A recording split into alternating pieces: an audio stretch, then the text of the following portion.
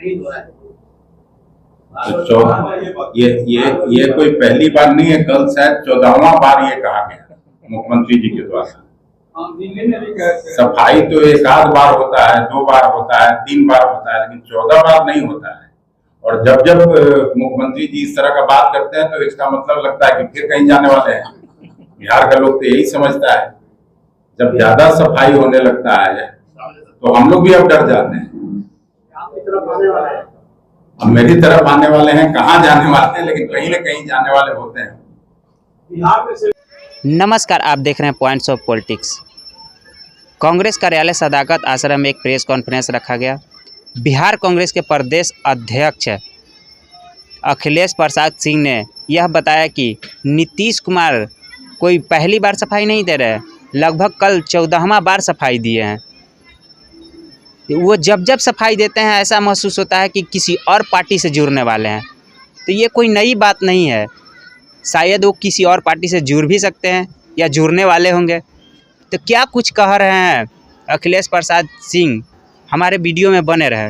की तरफ से चुनाव आयोग से इसको लेकर के शिकायत खुली गई है। चुनाव आयोग का खोलने का काम आपकी पार्टी करेगी? नहीं, चुनाव आयोग को इससे मतलब आंख नहीं है, आप ही कह रहे हैं।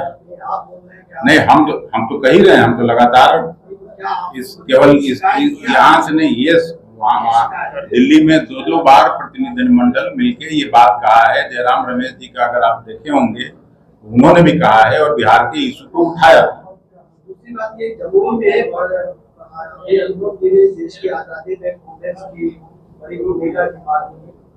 जम्मू में प्रधानमंत्री जी ने कहा कि एक परिवार और एक पार्टी को श्रेय लेने के चक्कर में आदिवासी और जनजातीय स्वतंत्रता सेनाओं की अनदेखी की प्रधानमंत्री ने आरोप लगाया।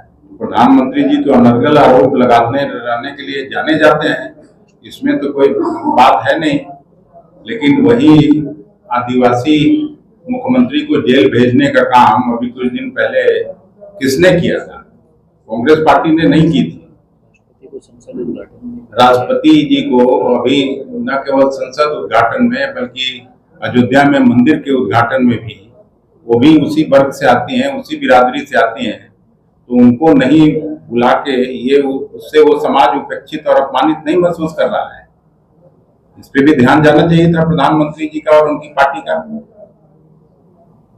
तो बोलने से तो ये सब चलने वाला नहीं है। लेकिन क्या ये सच नहीं है कि बिहार लगातार पिछड़ता जा रहा है? नीति आयोग कोई कागज या पैरामीटर तो कोई कांग्रेस पार्टी फिक्स करती नहीं है, ये तो सरकार का ही ये है। और केवल बिहार का नहीं करता है बल्कि देश के सारे राज्यों का करता है। मैं उसी को उदाहरण के तौर पर आपके बीच कहा है। आपने अभी नीतीश जी का निर्धार के बारे में कई मुद्दों को रखा। कल नीतीश जी ने कहा कि हम भटक गए थे, चले गए थे, भविष्य में आगे ऐसी गलती नहीं हो रहा है। ये कोई पहली बार नहीं है, कल शायद 14वां बार ये कहा गया मुख्यमंत्री जी के द्वारा। सफाई तो एक आध बार होता है, 2 बार होता है, 3 बार होता है, लेकिन 14 बार नहीं होता है। और जब जब मुख्यमंत्री जी इस तरह का बात करते हैं तो इसका मतलब लगता है कि फिर कहीं जाने वाले हैं। बिहार का लोग तो यही समझता है, जब ज्यादा सफाई होने लगता है तो हम लोग भी अब डर जाते हैं। अब मेरी तरफ आने वाले हैं, कहाँ जाने वाले हैं, लेकिन कहीं न कहीं जाने वाले होते हैं। बिहार में से इसी के लिए तो ये सब मैं बताया। एक उदाहरण हो तब तो बिहार की सरकार कैसे चल रही है, वो अब नीतीश जी और बीजेपी के भरोसे नहीं बल्कि राम भरोसे चल रही है। उसको देखने वाला कोई नहीं है। बताइए ना, ये मंत्री इस तरह का कह रहा है कि मैं असहाय हूँ। ये तो सब अखबार का ही ये है कटिंग। देखिए ना, मदन सहनी कहे कि मैं तो असहाय हूँ, अब मैं पटना नहीं जाऊंगा।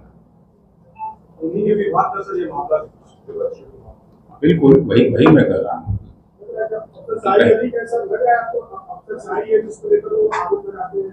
भाई तो वही 3-4 अफसर चला रहे हैं, तो जनता में कहीं चले जाइए, बिहार के किसी प्रखंड में, किसी विलेज लेवल पे भी सब लोग यही बात बोलता है। जब मुख्यमंत्री जी के सहारे तो चल नहीं रहा है। 3-4 अफसर शायद चलाते हैं बिहार सरकार।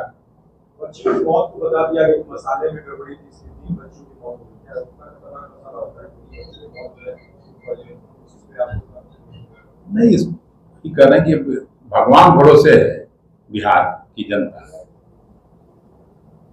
बाका में बैंक कर्मी इस तरीके से दबाव बनाने के कर्ज को लेके एक ही परिवार के 5 लोग मैं देखा हूँ, ये भी है सबसे, ये भी क्या है, अमरपुर थाना क्षेत्र के शाहपुर बलुआ गांव में कर्ज से परेशान होकर एक ही परिवार के 5 लोगों के जहर खा लेने का मामला है और कन्हैया महतो एक आदमी का उसमें मौत हो गया। तो ये सब क्या दर्शाता है, कैसी सरकार चल रही है और कोई सुधि लेने वाला नहीं है।